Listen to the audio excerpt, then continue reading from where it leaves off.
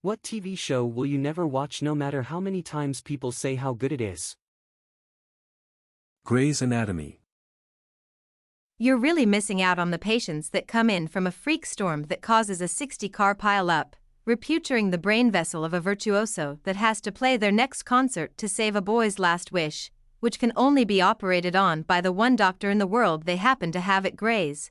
But the program lost funding, so now they have to find a way to still do the risky operation.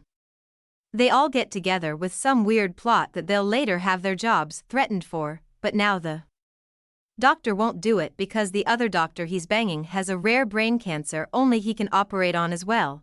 But he lost his confidence from the last time he did that operation and killed the young girl that he later finds out is his long-lost cousin's best friend. He finally musters up the courage and the hospital has a power outage mid-operation because it was hit by a tsunami.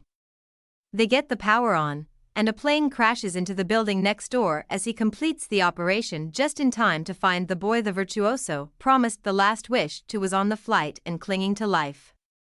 The virtuoso wakes up and plays like never before for the boy as they both end up dying.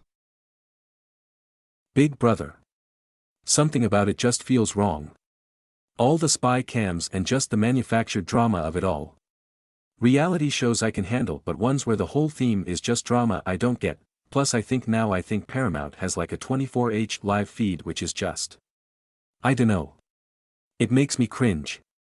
Like a pain cringe. Feels wrong. The 24 hours feeds have actually always been a thing, but they're not actually 24 hours. They're cut out a lot, which people actually complain about, but I agree that it's uncomfortable. However, Big Brother is actually a strategy game, or at least it used to be. I have not watched it since 2016 because it has been awful since. The Canadian version is actually still very good and related to strategic gameplay to win a cash play rather than just drama like the US version. Jersey Shore. They look and sound like imbeciles. I was the same way until my old roommate was watching it one day when I got home from work.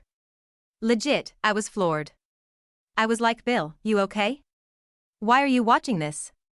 He's like, I was bored and wanted to see if it was as bad as it seemed. It's actually kinda funny.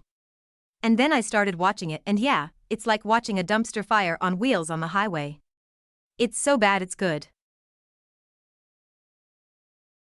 The Bear. I'm a chef by trade, and while it was hot, no one would shut up about it to me. The thing about TV like that for me, is that it's just so triggering. That shit is real, and it is emotionally scarring. I've got some deep wounds from working in the professional kitchen for so long, especially as the leader. Same here. Years ago, I used to work as a line cook at various restaurants.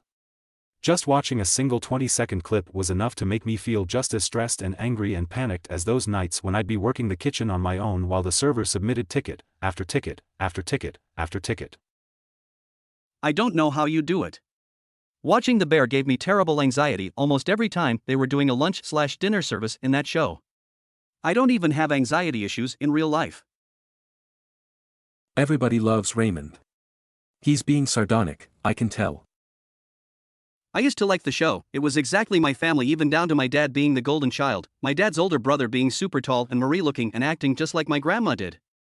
Then out of the blue my parents told us kids that they were getting a divorce, and we later on found out that the way my grandma treated my mom, just like how Marie treated Deborah in the show, was a major source of my parents' conflict over the years. The show became much less funny to me after that. This played throughout my childhood and had a huge impact on who I chose for boyfriends/husbands. I was determined not to hook up with the dumb dad.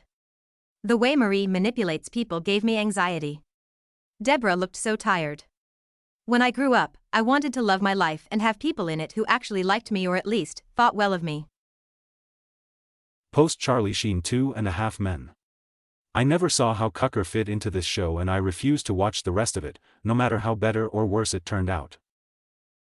I caught a few eps and it was surprisingly not bad, but I just wasn't too interested in continuing at that point. The show had to run its course and Charlie leaving was the final straw. The Walking Dead, all zombie stories are the same. I watched 4 to 5 episodes back in the day and I was bored out of my mind. Did you ever see that one where the main character has to make a difficult decision, which led to them being attacked by zombies, which they barely escaped from? Also, there was a simmering conflict between two members of the group. That was a good one. Most adult cartoons. Just badly written and trying to fit as many edgy/overly sexual jokes into 20-minute episodes, brought together with an excruciating art style. This is why I love King of the Hill. It's not edgy at all. Hank is just a square LMAO. It's my comfort show, but I didn't start watching it till last year.